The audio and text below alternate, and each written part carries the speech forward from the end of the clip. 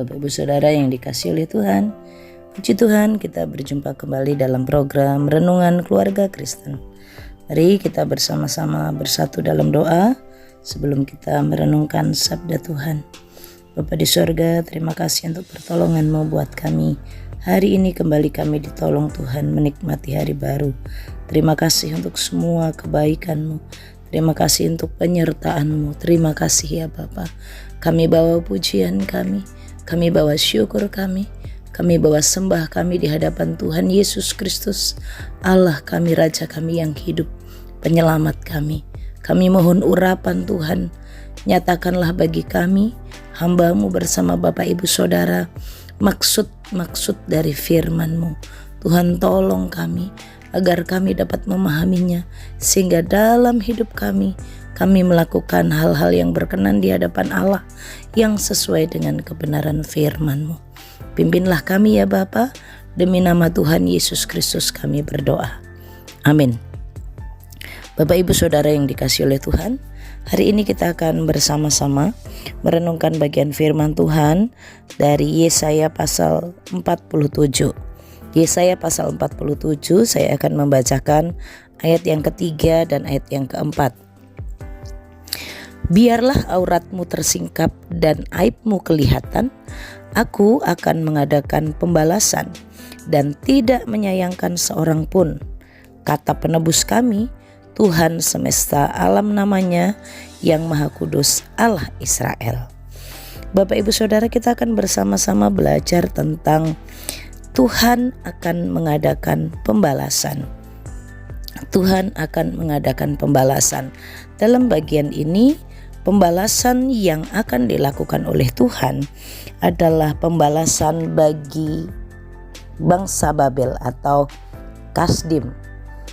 Dalam ayat yang pertama sampai dengan bagian ini, ayatnya yang ke-15 merupakan perikop di mana Tuhan dengan perantaraan Nabi Yesaya memberitahukan akan keruntuhan Babel, akan hancurnya bangsa Babel.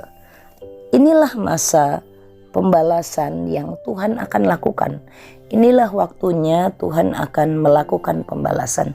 Bapak Ibu Saudara, ada berkat-berkat yang mengingatkan kepada kita, berkat-berkat rohani dari bagian ini mengingat akan pembalasan yang Tuhan akan lakukan kepada bangsa Babel.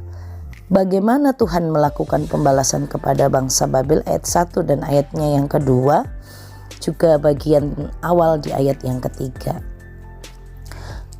Bangsa Babel adalah bangsa yang sangat kuat, bangsa yang memiliki keluar biasaan dalam menguasai wilayah-wilayah yang ada di sekitarnya.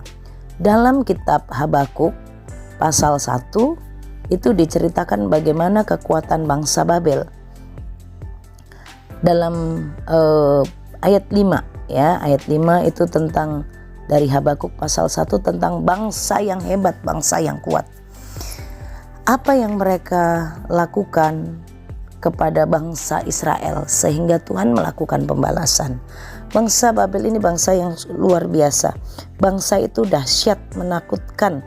Keluhurannya berasal dari padanya sendiri, kekuatan mereka. Kudanya itu lebih cepat daripada macan tutul, lebih ganas dari serigala pada waktu malam. Ngeri kan ya? Pasukan berkudanya datang menderap dengan kuat terbang seperti Raja Wali yang menyambar mangsa. Luar biasa, bangsa Babel ini datang melakukan kekerasan, menyerbu bangsa Israel itu seperti angin timur. Sangat mengerikan.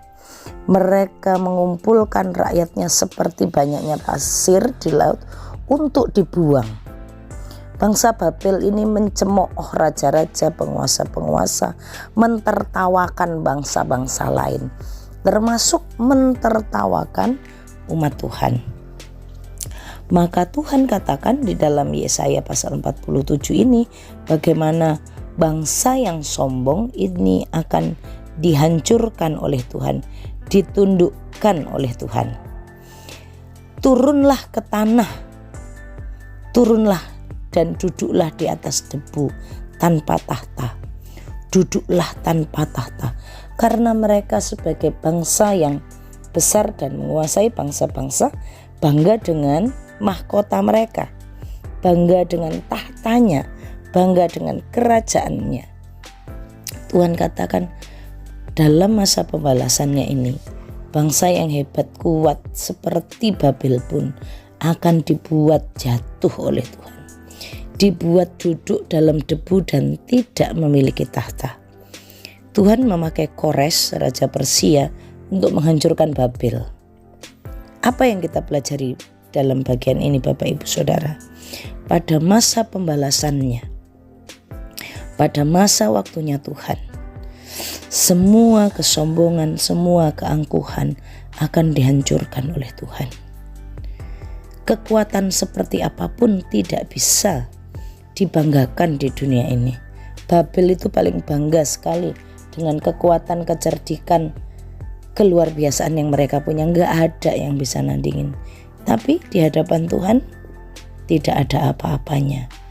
Bangsa yang berdiri tegak bangga dengan kekuatan tahtanya, akhirnya dibuat duduk di atas debu tanpa tahta. Hal ini mengingatkan saya dan juga Bapak Ibu Saudara sebagai orang tua, bagaimana kita memotivasi anak kita di dalam hidup ini. Apa yang kita ajarkan bagi anak kita? Apa yang menjadi misi atau tujuan hidup mereka? Adakah tahta? Adakah jabatan? Adakah kekayaan? Adakah kecerdasan, kekuatan diri sendiri dan membangun kehidupannya untuk menjadi orang yang kuat? Mari kita membawa anak-anak kita didik mereka untuk hidup di dalam kebergantungan dengan Tuhan dan hanya meninggikan Tuhan sebagai satu-satunya yang tertinggi.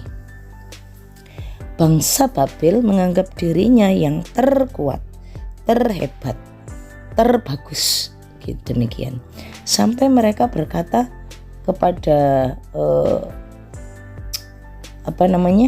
bangsa-bangsa lain, aku ini tidak ada yang lain, tidak ada yang kuat seperti aku, tidak ada yang hebat seperti aku.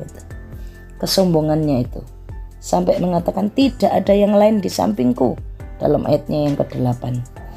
Yang berkata di dalam hatinya tiada yang lain di sampingku, akulah yang terhebat, terbaik. Nah, ini anak-anak kita tuh di masa-masa pertumbuhannya kan demikian ya. Mereka ingin menjadi yang terpintar, mereka ingin jadi yang tercerdas, ingin yang terbaik, semuanya. Sampai menjadikan mereka bertumbuh menjadi orang-orang yang sombong, orang-orang yang bangga diri. Karena itu dari kecil selalu dikumandangkan di hatinya, di telinganya, di pendengarannya, kamu harus jadi yang terbaik, kamu harus jadi yang terhebat, kamu harus jadi yang terkuat. Bahaya Bapak Ibu Saudara, karena anak-anak akan berkata tidak ada yang lebih baik lagi dari aku, akulah yang seperti bangsa Babel. Ini penting untuk kita mengajarkan kepada anak-anak kita dan saudara-saudara kaum muda. Apa yang sebenarnya memotivasi saudara bekerja? Apa yang memotivasi saudara berkarya?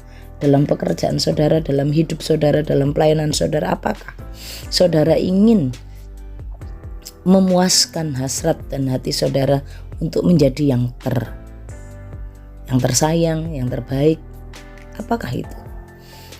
Waspada, hati-hati, karena pada masanya Tuhan akan membalaskan, Tuhan akan meruntuhkan, Tuhan akan menghancurkan.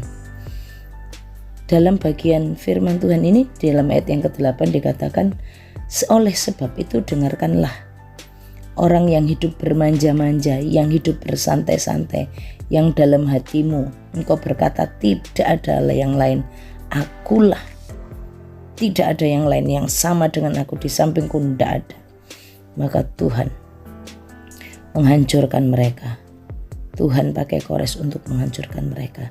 Kita belajar di sini, Bapak Ibu Saudara, jangan sampai menganggap diri sendiri, kecerdasan yang ada pada kita, atau harta kekayaan, atau apapun status sosial yang ada padamu sekarang menjadi sebuah kebanggaan, sehingga merendahkan dan meremehkan orang lain. Ungkapan dalam ayat yang 8 ini luar biasa karena dia berkata begini, tiada yang lain di sampingku. Itu menjelaskan sebagai bentuk keangkuhan bangsa Babel yang menganggap bangsa lain itu kosong, nothing, gak ada, hanya aku gitu. Nah, ini membuat kita bersama-sama belajar bagaimana saya dan Bapak Ibu Saudara itu hidup hanya mengutamakan, hidup hanya mengandalkan Tuhan.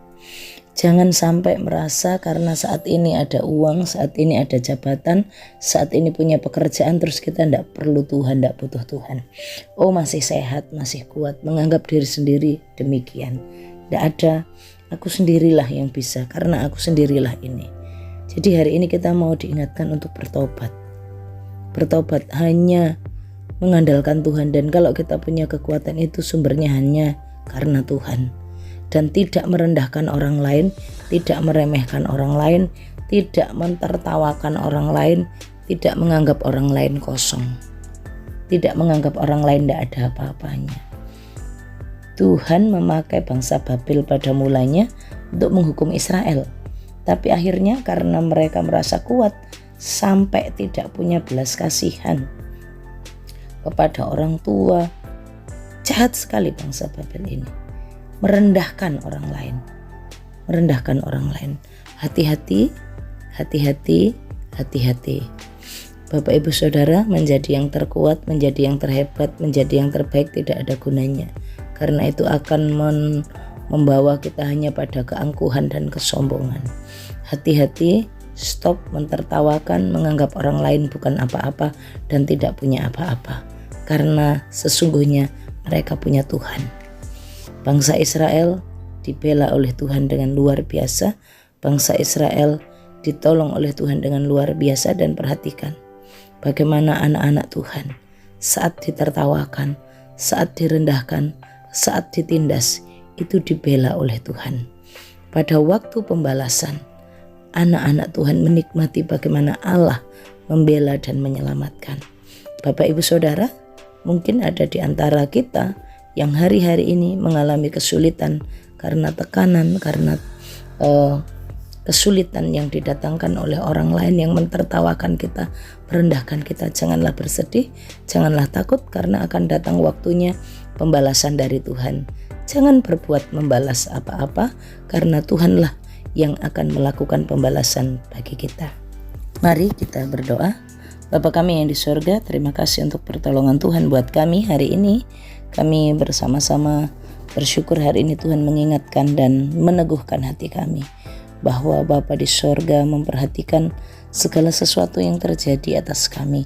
Tuhan, tolonglah kami untuk terus menjaga hati agar kami hidup rendah hati dan terus bergantung kepada Tuhan, dan tolong kami untuk terus menghargai dan mengasihi sesama kami. Karena ada waktunya Tuhan Engkau bertindak dan melakukan pembalasan. Engkau memperhatikan air mata setiap kami. Tuhan menolong setiap kami. Kami mohon berkat-Mu untuk setiap Bapak Ibu Saudara yang akan beraktivitas hari ini. Berkatilah mereka dalam segala rumah tangganya. Tuhan memberikan pertolongan dan kekuatan. Terima kasih Tuhan Yesus. Arahkan hatimu kepada Tuhan dan terimalah berkat-Nya. Tuhan memberkati engkau dan melindungi engkau. Tuhan menyinari engkau dengan wajah-Nya dan beri engkau kasih karunia. Tuhan menghadapkan wajah-Nya kepadamu dan memberi engkau damai sejahtera dari sekarang sampai selama-lamanya. Amin. Tuhan Yesus memberkati. Shalom.